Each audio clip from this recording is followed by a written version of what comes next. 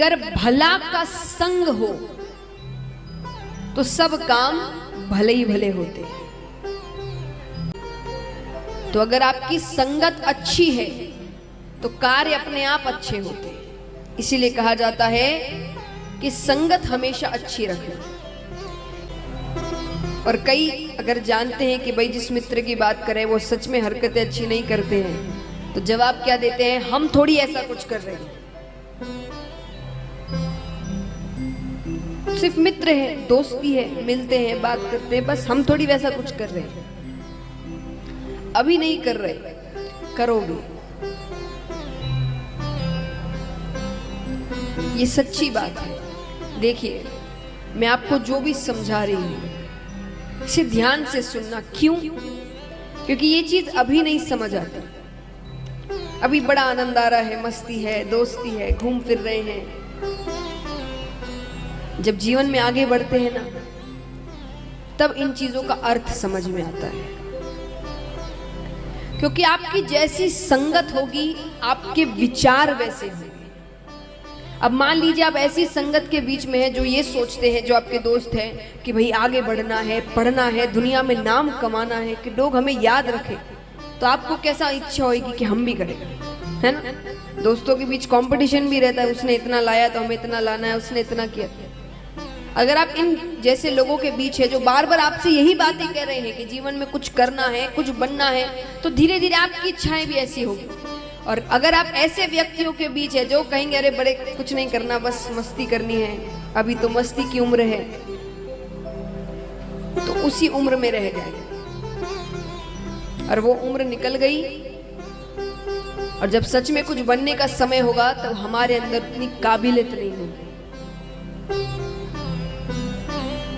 तो इसीलिए संगत अच्छी रखो। जैसी संगत में रहेंगे विचार वैसे ही आएंगे, और विचार जैसे होंगे कार्य भी वैसे ही करोगे। अगर कुछ बनना है तो, नहीं बनना है तो जो मन में आए करो। अगर साधारण सा जीवन जीना है कि भाई जन्मे, थोड़ी बहुत पढ़ाई की, नहीं करी, शादी हो गई, बच्चे हो गए, मर गए, ये जीवन है। भगवान कहेंगे यही सब करना था, तुम्हें पशु बना देता मैं, ज्यादा अच्छा रहता। ये दिया, क्या फायदा हुआ इसका? इस्तेमाल तो पूरी जीवन भर तुमने किया नहीं।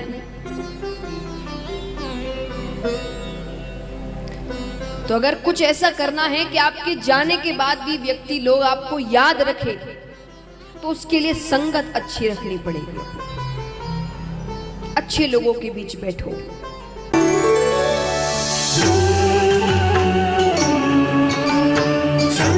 पेमेंट्स कितनी आसान हो, ये हमें दुख के दिन दे रहे हैं। तो मैं एक बात आपको समझाऊंगी उदाहरण के साथ, शायद उससे आपको ये समझ आए, या अगली बार जब आप पर दुख आएंगे तो आप उतने चिंतित नहीं होंगे जितना आप पहले हुआ करते थे, अगर आपने इस बात को सही तरीके से समझ लिया। पहली बात, भगवान को हम अपना क्या मानते हैं? बताइए, भगवान को हम क्या मानते? नाम से कहते ना उन्हें, परम पिता, यानी सबके पिता, वो सबके माता पिता है। इसीलिए तो उनसे जाकर मांगते हैं, माता पिता से ही मांगते हैं। धरती पर एक माता पिता है जिनसे जाकर कुछ चाहिए तो मांगते हैं, ऊपर वो माता पिता है जिनसे जो भी चाहिए उनसे मांगा जाता है। तो पिता है हमारे। अब समझिए बात को, ध्यान से सुनिए। एक माता है, वो अपने घर के दरवाजे पर खड़ी है, उसके सामने कुछ बच्चे खेल रहे हैं, मोहल्ले के ही बच्चे हैं, उसमें से उनका बच्चा भी खेल रहा है, और सारे बच्चे बड़े प्यारे लग रहे हैं। कभी होता ना, बच्चे बड़े प्यारे लगते हैं, बड़ी अच्छी हरकतें करते हैं, बड़ा प्यार लाड आता है उनके ऊपर, तो बच्चे बड़े प्यारे लग रहे हैं। माता के मन में आया कि मैं सभी बच्चों को चॉकलेट दूं। उनके घर पे कई चॉकलेट पड़ी थी, उन्होंने काम मनाया सबको चॉकलेट दूं या मिठाई दूं, तो वो दे सकती है? हाँ कि ना? जोर से कहिए।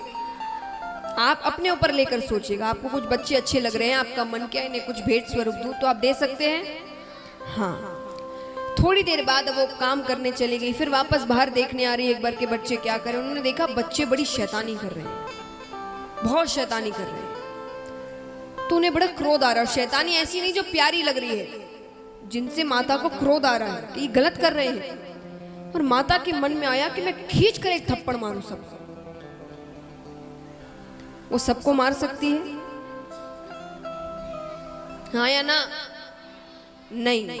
किसको मार सकती है? अपने बच्चे। तो भगवान सुख यानी चॉकलेट सबको देते हैं, लेकिन दुख यानी थप्पड़ उसे ही देते हैं जिसे अपना बालक समझते हैं।